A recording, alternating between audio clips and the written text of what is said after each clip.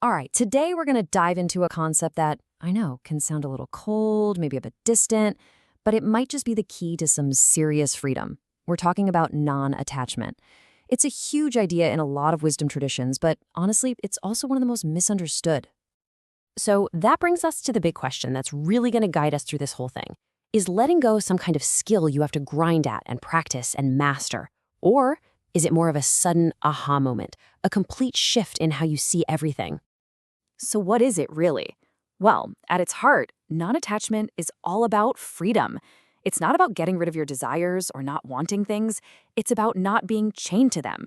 It's about releasing that compulsive need to hold on to things, or people, or even ideas, as if our entire happiness depends on them. Okay, let's just clear up the biggest misconception right out of the gate.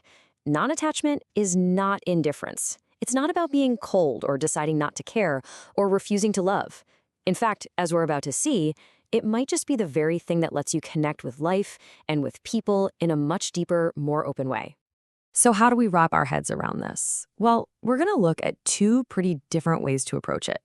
The first path is all about actively working to free yourself from clinging, piece by piece. But the second one, it's about seeing through a massive illusion that most of us don't even know we're living in. And here they are, those two distinct paths. So on one side, you've got the traditional Buddhist view. It sees non-attachment as a skill, something you build over time like a muscle, through the gradual practice of letting go. But on the other side, you've got the non-dual view. And non-dual just means not to, or undivided. This view says, hey, non-attachment is already your natural state. The problem isn't the clinging itself. The real issue is the illusion of a separate me who's doing all the clinging in the first place. But before we can even think about letting go, we kind of have to get why we hold on so tightly to begin with. So let's jump into the psychology behind clinging and figure out why it's so often the root of our own suffering.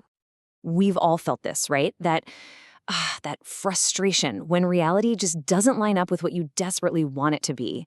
That gap right there is where suffering lives. It's the space between our expectations and what's actually happening. And pretty much everyone, from psychologists to Buddhist masters, point to this as a huge source of our pain. And this isn't just some abstract philosophical idea. This habit of clinging shows up in very real, very messy ways in our lives. It's that constant hum of anxiety when things don't go our way.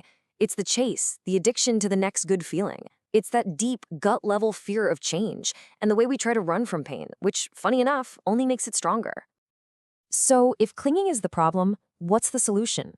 Well, this brings us right back to that first perspective we talked about, the path of practice. How can we actively, consciously cultivate this skill of letting go? Okay, so here's kind of the how-to guide for that path. Step 1, just start by noticing. When a craving pops up, just watch it, see it, feel it, without immediately jumping to act on it. Step 2, think about impermanence. Remind yourself that everything, good and bad, is always changing. That naturally helps loosen your grip. Then, step 3 is compassion, seeing that this struggle to hold on is something we all share. And finally, you start small. You don't have to let go of your biggest attachments all at once. Just try releasing one tiny expectation today. But then you come across a quote like this, and it kind of flips the whole script. It suggests that, yeah, all that practice is helpful, but the real game-changing shift happens when you stop trying so hard to manage your thoughts. And instead, you realize they aren't even yours. They're just bubbles floating by. They have nothing to do with who you are. And that idea is what catapults us into that second, more profound perspective. We've been talking all about me letting go of things. But this view asks a much more radical question. What if there was never actually a me holding on to anything in the first place? So you gotta ask, why does attachment feel so real, so solid? Why does a thought like, I need this, feel so urgent and so personal? Well, it all hinges on one single foundational belief that we almost never question.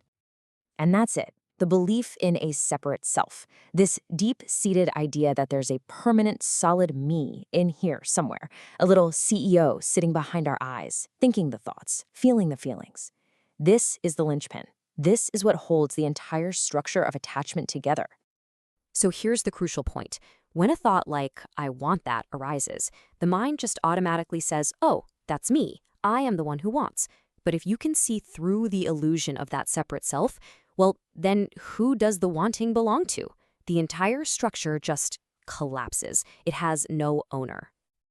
Okay, I know. This is starting to get pretty abstract, so let's pull it all the way back down to earth. What does any of this actually look like in our relationships, our jobs, our goals, our day-to-day lives?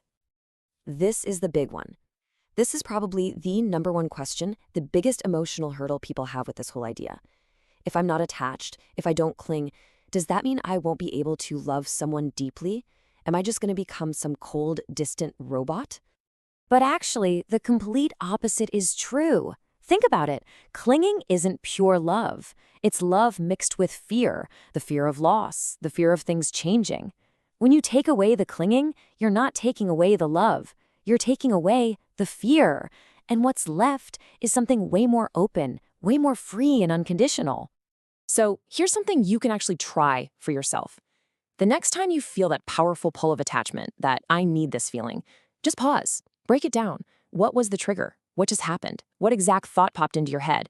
And what did it feel like in your body? A tightness in your chest? A knot in your stomach? Then ask that crucial question. Is this whole package, the thought, the feeling, is this a permanent part of me, or is it just a passing experience, a weather pattern that doesn't actually belong to anyone? So we end up right back where we started, but now the question is a lot deeper. Is true freedom found by tirelessly practicing the skill of letting go? Or is it found in that stunning, simple, and maybe even shocking recognition that there was never anyone holding on in the first place?